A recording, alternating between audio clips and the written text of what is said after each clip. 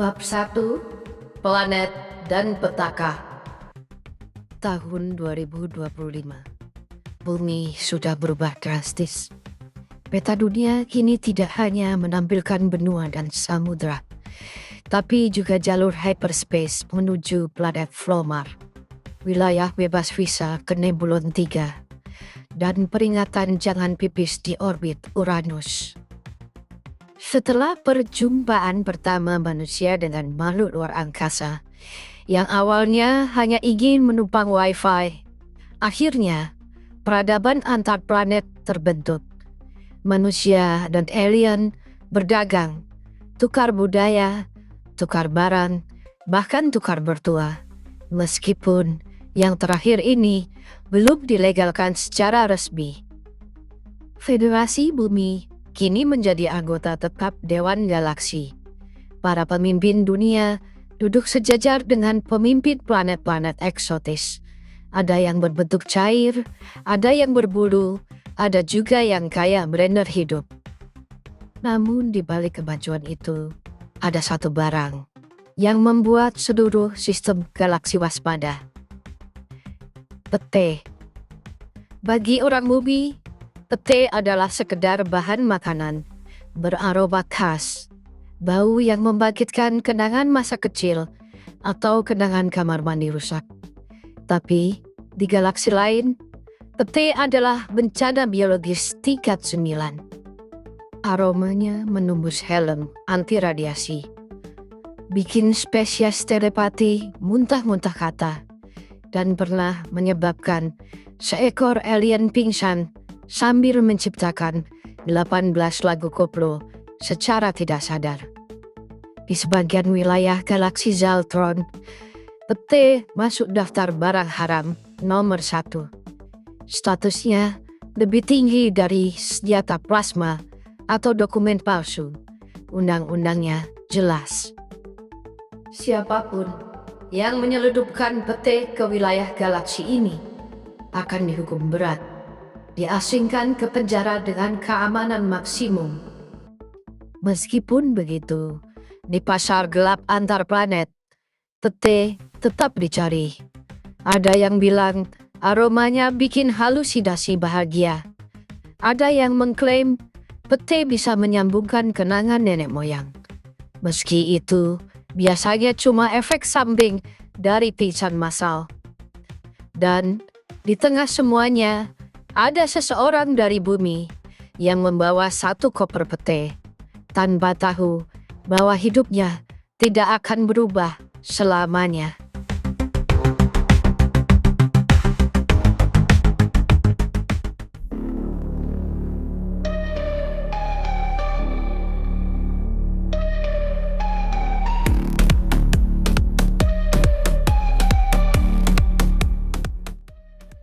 Bab 2, Aroma dan Pengkhianatan. Tempat itu adalah hanggar tua di Quintar Bay, planet terpencil yang tidak ada di peta wisata manapun. Kecuali kamu suka liburan ditemani kecoa raksasa dan lampu kelap-kelip kayak diskotik rusak. Di dalamnya, suasana mencekam. Asap rokok menari di udara. Lampu gantung bergoyang pelan, seolah tahu ini bukan tempat jual beli biasa. Di sudut ruangan berdiri tegak para pengawal dari mafia Mars. Tubuhnya tinggi, berotot mengenakan armor merah marun dengan logo kepala kalajengking.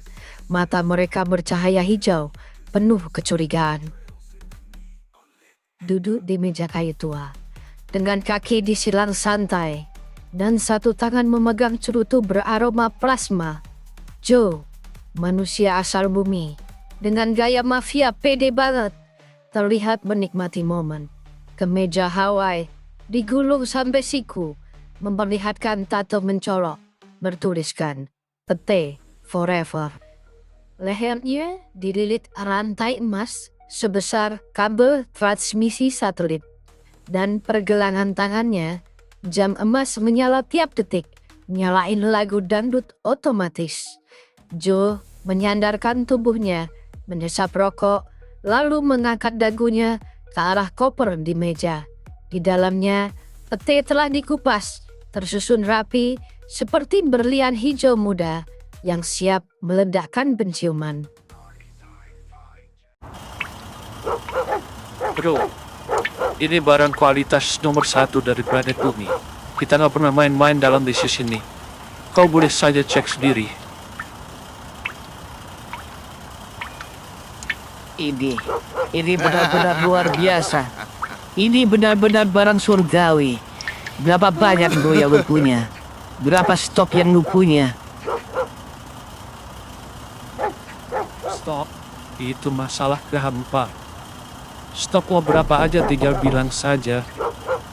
Nanti tinggal kirim lewat jalur asteroid. No problem bro.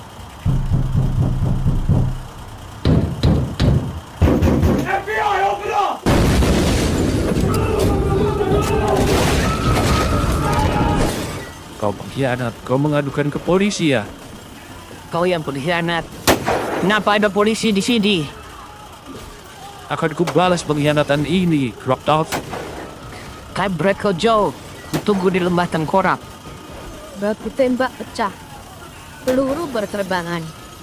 Uang intel galaksi dan biji pete berhamburan ke udara. Seperti konfeti pesta ulang tahun Amaharian. Ada yang teriak, ada yang menjerit, ada juga yang kepleset biji pete, lalu menembak kipas angin. Dalam kekacauan itu, ketua mafia Mars dan anak buahnya berhasil melarikan diri lewat lorong servis di belakang hanggar. Sementara Joe dan anak-anak buahnya terkepung, mereka berusaha melawan. Pakai senjata, pakai biji pete, bahkan ada yang pakai pantun sarkas.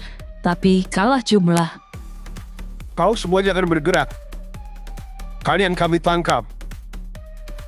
Joe akhirnya diborgol, masih dengan rokok menempel di bibir dan gaya yang tidak peduli. Pete bukan kejahatan, bro. Pete adalah seni. Namun dunia tidak peduli. Joe resmi ditangkap dan dimasukkan ke dalam penjara anti aroma tingkat tinggi. Sampai di sini episode kali ini. Kita saksikan ke episode berikutnya di lain waktu menuju ke bab 3. Sampai jumpa.